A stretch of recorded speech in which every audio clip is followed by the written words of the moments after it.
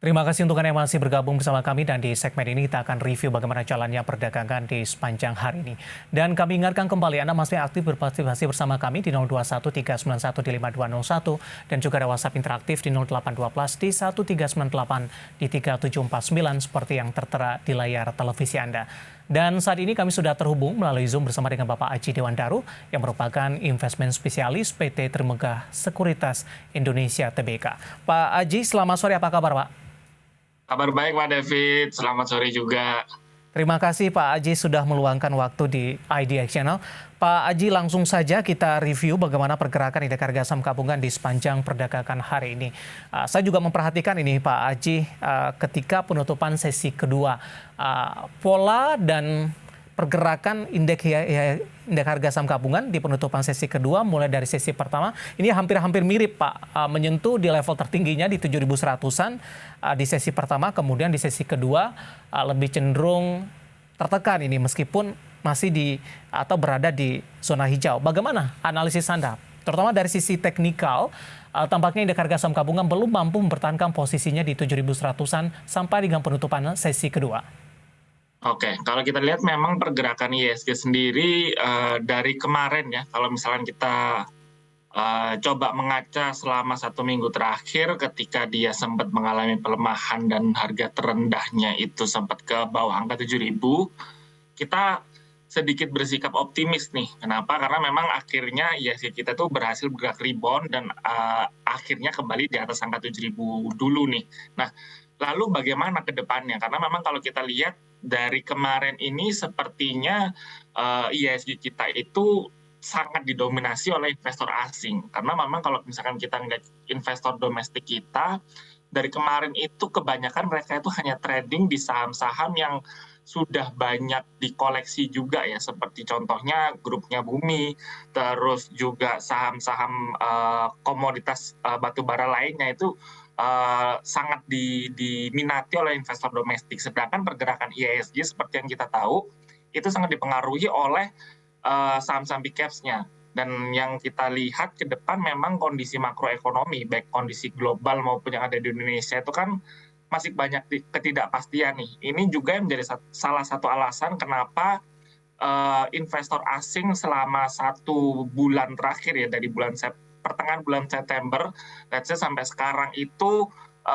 sudah mulai mencatatkan net sell. Walaupun kalau misalnya kita lihat time frame atau time horizon lebih panjang, investor asing masih mencatatkan net buy. Nah, yang mau ditekankan di sini adalah ketika investor asing itu tidak begitu optimis dengan kondisi makroekonomi yang ada di Indonesia, itu menjadi salah satu alasan mereka pulling back dulu, mereka tarik sahamnya dulu, mereka mengamankan uangnya dulu untuk dibalikin lagi atau diparkirkan lagi ke instrumen investasi yang jauh lebih aman. Di mana kalau misalnya kita lihat secara general pasti orang-orang berpikir market Amerika Serikat itu jauh lebih secure karena memang kebijakan moneter yang dilakukan di sana juga bisa dikatakan sangat-sangat mendukung bagi para investor asing untuk memarkirkan dananya dalam kurun waktu menengah sampai panjang, at least sampai 1 tahun ke depan gitu. Baik, Pak Aji, dari sisi sentimen, ada beberapa yang memang cukup diperhatikan oleh para investor di sepanjang perdagangan hari ini. Kita beralih ke komoditas. Kali ini tidak komoditas batubara, tapi ke minyak mentah, Pak Aji. Sama-sama kita ketahui, APEC Plus setelah melakukan pertemuan di Wina, Austria ini sudah menyepakati akan melakukan pembangkasan produksi 2 juta barel per hari. Beberapa pihak ini cukup menyayangkan sikap dari APEC Plus ini dinilai egois karena dampaknya nanti terutama kepada harga-harga energi akan semakin tinggi, kemudian inflasi juga makin akan susah dikendalikan ke depannya. Sementara di sisi lain, beberapa pihak juga menyebutkan APEC Plus hanya mempertahankan harga di level yang tinggi saat ini untuk menuju ke atas level 100-an lagi hanya demi keuntungan. Bagaimana Anda melihat kondisi dan pertimbangannya, terutama dampaknya kepada makroekonomi, pasar modal, dan juga inflasi ke depannya, Pak Haji? Oke, kalau kita lihat memang selain OPEC Plus yang baru saja udah ketok palu ya untuk melakukan pemangkasan produksi minyak sebesar 2 juta barrel per hari, ternyata dari negara lain, produsen minyak lain seperti Rusia dan juga Arab itu juga sama-sama nih, mereka juga ada rencana wacana juga untuk melakukan pemotongan produksi. kalau misalkan di total dari Rusia dan juga Arab itu potensi pemotongan total nanti itu bisa melebihi angka 500.000 barrel per hari. Nah, ini tentunya jadi sentimen yang akan membuat harga minyak dunia itu mengalami kenaikan. Tapi perlu diingat lagi nih, salah satu alasan kenapa kok negara-negara produsen minyak ini melakukan pemangkasan harga, karena memang selain demand-nya dari ke depan kita ngelihat permintaan untuk minyak dunia ini ke depannya sudah mengalami penurunan, tapi ada beberapa spekulasi-spekulasi yang mengatakan bahwa banyak perusahaan-perusahaan manajer keuangan atau hedge fund yang ada di luar sana itu melakukan short terhadap posisi harga minyak. Jadi mereka berekspektasi bahwa harga minyak itu akan turun, mereka melakukan aksi short terlebih dahulu yang membuat akhirnya harganya itu jatuh dari harga tertinggi minyak itu kan sempat di atas angka 120 US dollar per barrel ya, dan sampai menyentuh angka 80 US dollar per barrel. Jadi di sini OPEC Plus dan juga banyak negara produsen minyak lainnya itu ingin melakukan sustainability atau menjaga kestabilan dari harga minyak supaya lebih masih sama-sama untung. Dari sisi produsen yang masih bisa mendapatkan keuntungan, dari sisi pembeli pun juga masih bisa membeli dengan harga yang relatif masih masuk akal. Nah, tapi balik lagi karena memang banyak hedge fund yang melakukan short ini akhirnya membuat harga minyak dunia itu jadi sedikit relatif tidak sama dengan kondisi market pada kenyataannya gitu. Karena kalau kita lihat kondisi makro sendiri, harusnya demand untuk minyak itu perubahannya tidak sebegitu besarnya. Jadi memang tetap akan ada demand sampai pemulihan ekonomi itu berlanjut, walaupun ada potensi resesi. Tapi kita ngelihatnya harusnya ke depannya itu permintaan minyak itu akan tetap tinggi.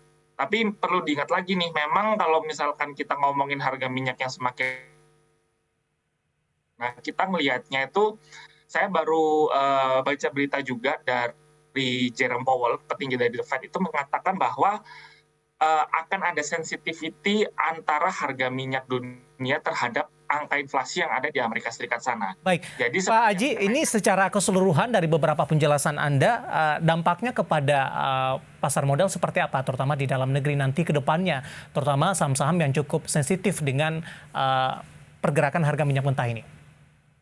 Memang kalau misalnya kita bilang tadi bahwa akan berpotensi terhadap kenaikan inflasi di Amerika Serikat sana, tentu kebijakan moneter yang akan dilakukan akan jauh lebih agresif. Nah, kebijakan moneter yang agresif ini tentunya juga akan berdampak terhadap negara kita, di mana kalau misalkan tadi saya mention bahwa investor asing pada lari dari Indonesia karena melihat kebijakan moneter yang lebih atraktif di Amerika Serikat, ini tentunya jadi sentimen yang cukup negatif untuk market kita sendiri. Jadi mungkin saham-saham big caps dalam kurun waktu sampai akhir tahun ada potensi akan mengalami koreksi yang cukup dalam selama masalah minyak dunia ini masih belum bisa teratasi seperti itu. Baik, saham-saham yang ada di sektor ini seperti apa, terutama untuk Elsa mungkin, Medco, ataupun Akra?